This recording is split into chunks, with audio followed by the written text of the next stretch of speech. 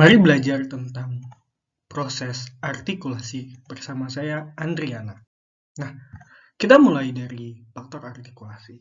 Nah, faktor artikulasi disebabkan oleh apakah ada getaran dari pita suara yang di sini nanti memberikan tanda bahwa bersuara atau tidak bersuara.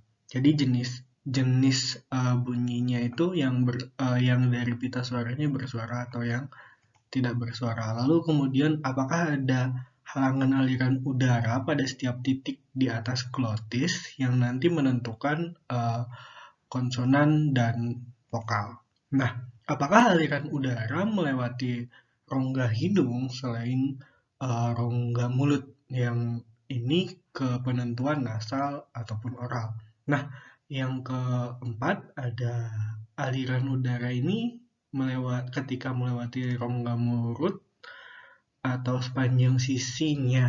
Jadi ke samping atau ke semua mulut atau lateral atau non lateral.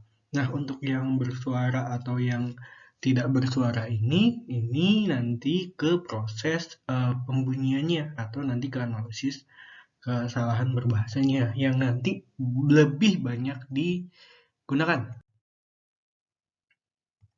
Nah, selanjutnya ada tata cara artikulasi. Nah, sebelumnya ada pembelajaran tentang alat artikulator yang aktif dan pasif. Nah, di sini akan dijelaskan dan fungsinya seperti apa. Nah, yang pertama itu adalah stop. Nah, proses stop ini ketika artikulator aktif menyentuh artikulator pasif dan benar-benar memutus aliran udara. Perhentian dalam bahasa Inggris misalnya dalam P atau dalam bahasa Indonesia ada B. Nah, di sini aliran udara berhenti memotong melalui mulut.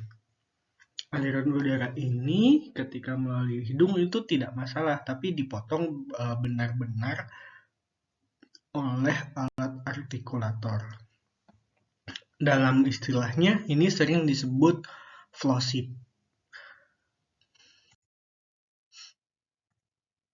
Lalu kemudian ada perkatif. Nah, perkatif ini ketika artikulator aktifnya ini menyentuh artikulator pasif, di sana ada pendekatan yang cukup dekat sehingga aliran udara melalui lubang menjadi turbulen atau memutar. Perkatif ini dalam bahasa Inggris termasuk dalam F dan Z. Jadi ada seperti penyebutan huruf Z di bahasa Indonesia, ada gesekan udara atau turbulen. Kalau dalam pesawat ada turbulensi ya. Nah, yang selanjutnya adalah approximant. Nah, approximant ini terjadi ketika artikulator aktif bertemu yang pasifnya ini bahkan tidak cukup dekat untuk aliran udara yang menjadi turbulennya. Jadi, perkiraan bahasa Inggrisnya ini termasuk dalam W, L, dan J. Jadi ada proses approximant yang atau istilahnya ada mungkin sedikit agak seperti vokal di mana proses pembunyiannya itu cenderung kurang dekat atau bahkan hampir tidak ada proses penyetopan nih dari alat artikulasi, tapi ada karena ada proses pergerakan dari misalnya di L. Di L itu kan tidak sampai masuk tapi tidak sampai mendekati langit-langit tapi ada pergerakan lidah. Nah, itu contohnya. Lalu kemudian ada uppercut. Nah, dalam uppercut ini dapat dilihat sebagian urutan berhenti dan frikatif yang memiliki tempat artikulasinya yang hampir sama ataupun mirip. Nah, uppercut ini ditranskripsikan menggunakan simbol untuk berhenti.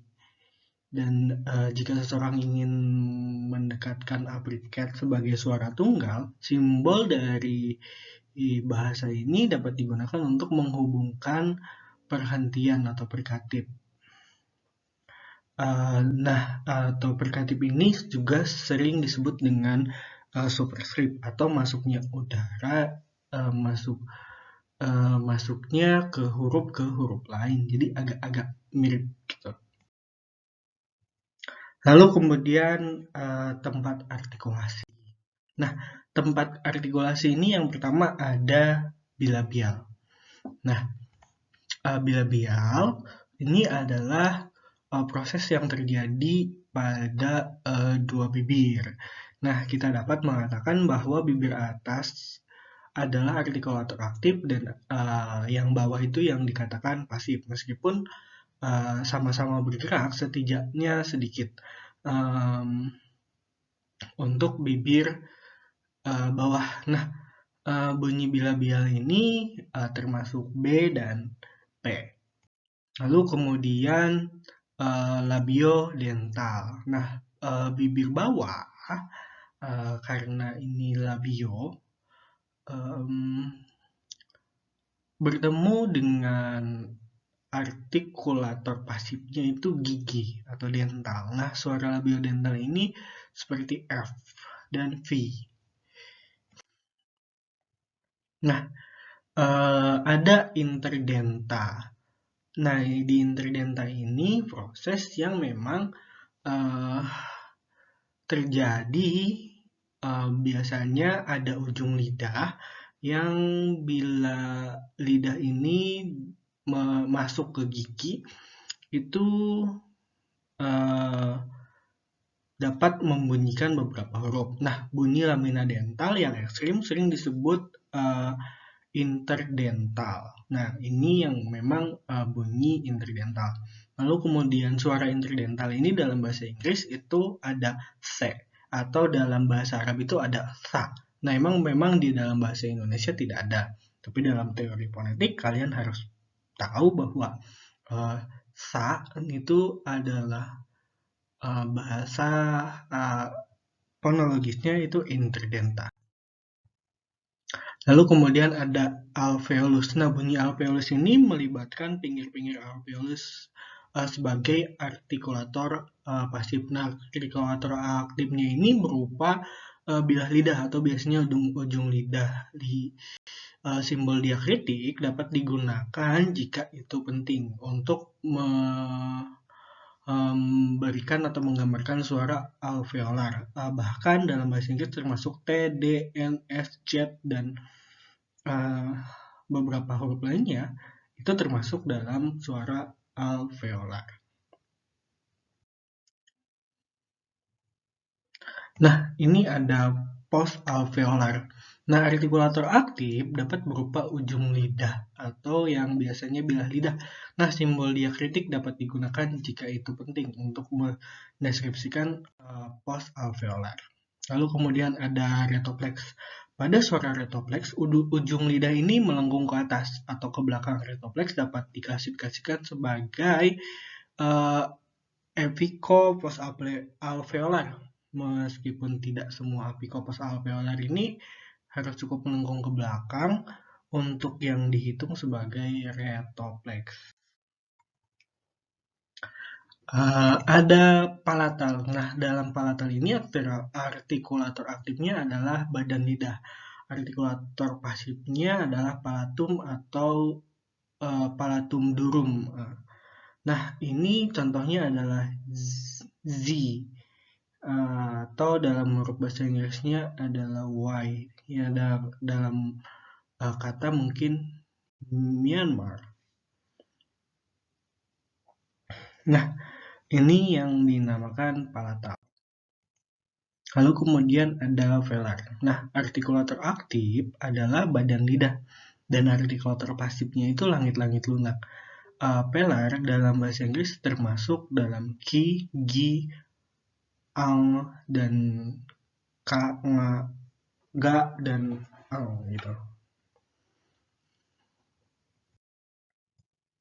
Lalu ada glotal. Nah, glotal ini bukan tempat artikulasi, tapi mereka harus meletakkannya di bagian satu tempat. Suara glotal dibuat di laring.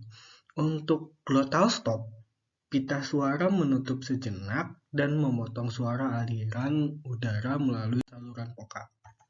Nah, proses ini atau beberapa hal yang memang di dalam contoh tidak ada akan dijelaskan secara detail dalam video di pembunyian setiap huruf dalam tulisan fonetik.